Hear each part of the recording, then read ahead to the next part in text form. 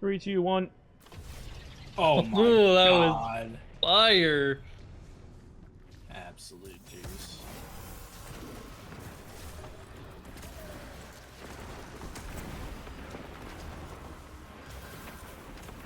Yeah, okay. Look. Massive.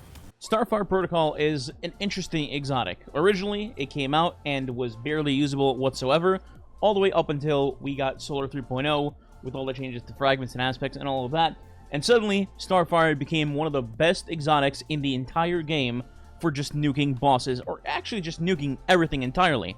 Then, eventually, Bungie struck down the nerf hammer on it, and it gave a gigantic nerf to its potency to getting your grenades back. To give you an idea of how badly it was nerfed, the nerf was reduce the amount of energy gained per instance of damage from 20% to 2.5%. Huge nerf, to say the least. Now, for new players, just to give you an idea of how busted Starfire was in its prime, essentially, all you needed was to be in your well or an empowering rift, and then have something like Witherhoard for tick damage, and then you could do a DPS phase on a boss with virtually everything, utilizing your Witherhoard, your grenade, and whatever you wanted to put in your heavy, whether it was a rocket, a linear, a machine gun, anything, and you would get grenades back almost instantly because, again, you had 20% of your grenade back per damage instance. By the way, in case you're new to the game or you just have never used Starfire and wanted to see how good it was in its meta day, I'll have a clip up here somewhere, but essentially, it was laughably easy. So here we go, just pay attention to using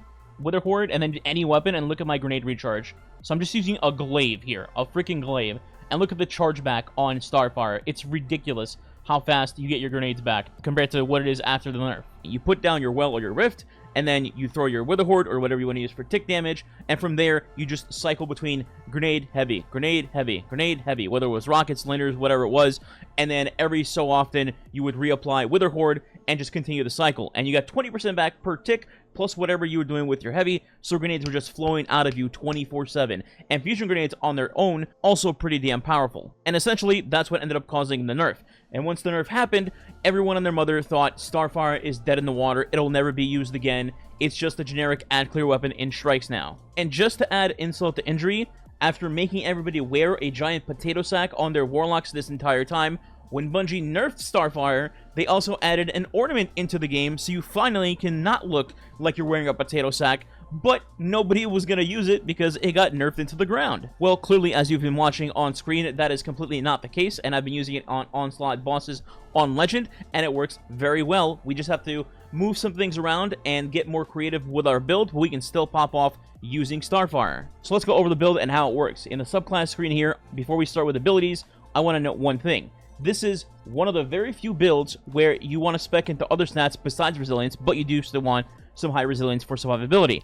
These stats specifically I'm referring to are discipline for your grenades and strength for your melee. Strength is like the outlier here. This is not the usual stuff. And then also just pump your resilience and recovery as high as you can while working on those two main stats. The reason you're heavily speccing into discipline and strength specifically is because we're going to be utilizing all of our abilities, and I do mean all of them, cycling through to get our grenades back as fast as we can. I'm talking your super, your class ability, your melee, and finally your grenade, and cycling through all of them and your weapons to just rotate into damage. So with that said, let's go over the kit. First, we have Phoenix Knife here. The main purpose of Phoenix Knife, besides just random healing, is to activate Cure on you and your allies. This will synergize with something that we have in our Fragments that I'll get to in a second.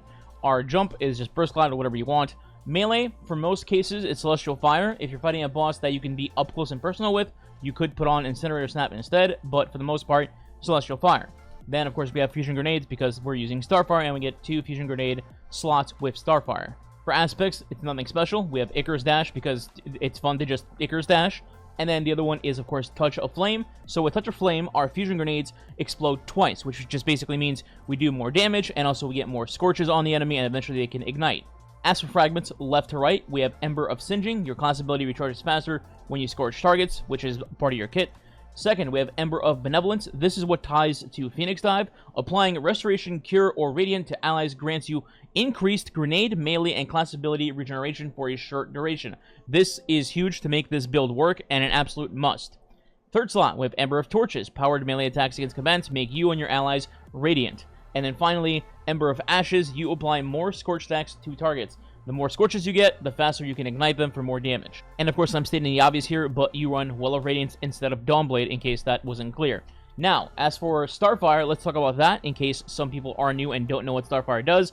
It says, fusion grenades have an additional charge for you, so you have 2 charges total, and recharge from empowered weapon damage. With empowered weapon final blows, you grant more energy, and defeating targets with fusion grenades grants rift energy. So the main part here is that you get an additional charge, and then it recharges from empowered weapon damage. So by empowered weapon damage, it means either an empowering rift or your Well of Radiance. Now, just as we went over, I'm using Phoenix Dive in here instead of an empowering rift, so our main source of abusing Starfire here is going to be when we pop Well of Radiance, hence this being a boss DPS build. I'll go over the gameplay loop here in a second, but first we need to talk about the mods because they are important for this build. Starting at the top, we have Helmet, 2 mods here.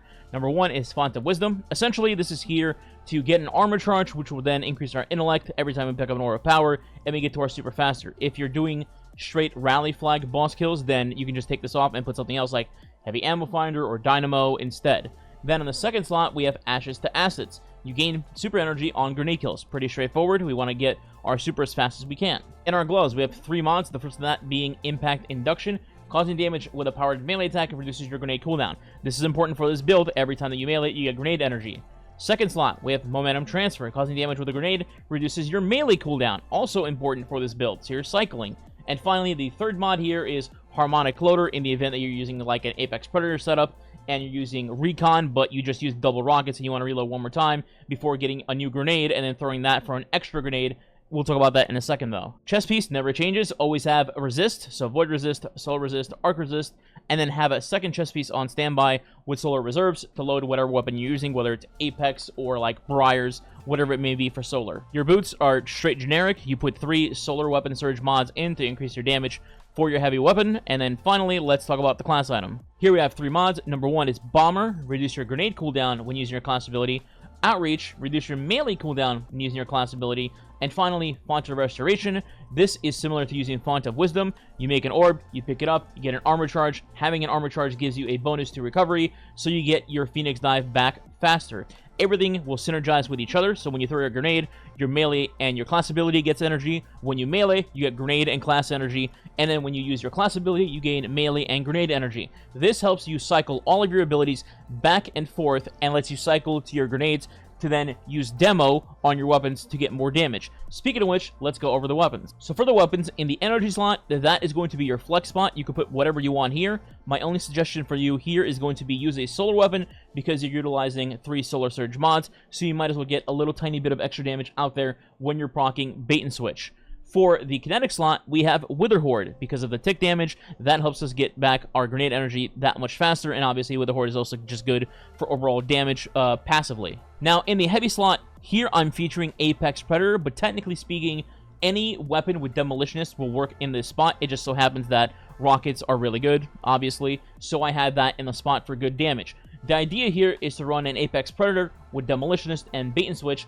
That way, you can cycle through your rockets while using Demolitionist to get an extra shot in, instead of having the usual Recon setup where you shoot 2 rockets, then you have to switch to a different weapon, wait for Recon to activate, then switch back to Apex Predator. You get the point. So the loop goes as follows. Once you have your well down, throw your Wither Horde at whatever boss you're fighting. Once it connects, go to your energy, hit 1 shot with your energy, and then finally go into your rocket so you're ready to proc Bait and Switch. At this point, you go rocket shot, throw a grenade, proc Demolitionist, rocket shot again, reload, get another rocket back, shoot that, you should have your second grenade back now, throw it again, shoot another rocket, and then at this point, you would start activating your other abilities, whether it's Celestial Fire, Incinerator Snap, or Phoenix Dive. Use both as fast as you can to get more energy back. At this point, if you don't have a grenade back, you just switch to Wither Horde again, reapply that, and then reapply Bait and Switch. If you did have a grenade already, just throw it, hit your next rocket shot, and then go back to Wither Horde to reapply the Bait and Switch process. If done correctly, you should be cycling through grenades seamlessly and having them on demand all the time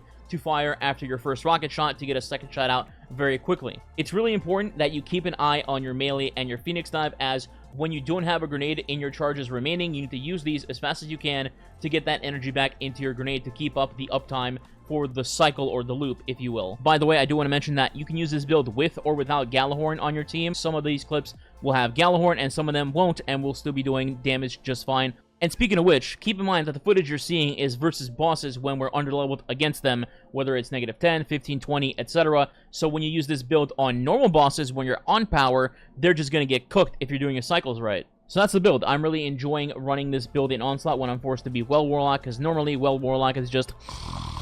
If you enjoyed the build or the video, please consider subscribing today. It does help the channel grow and it is much appreciated. If you want to go the extra mile, you could also leave a like and or comment below. If you don't know what to comment, you can just leave Starfire as the comment. And if you want to try this build for yourself, I will have a dim link for this build down in the description below. And while you're down there, you can also check out my other socials. Twitch, Twitter, TikTok, all the T websites, G-subs, etc. Community clan as well. Alright, I'm done selling out. Thanks for watching. Goodbye.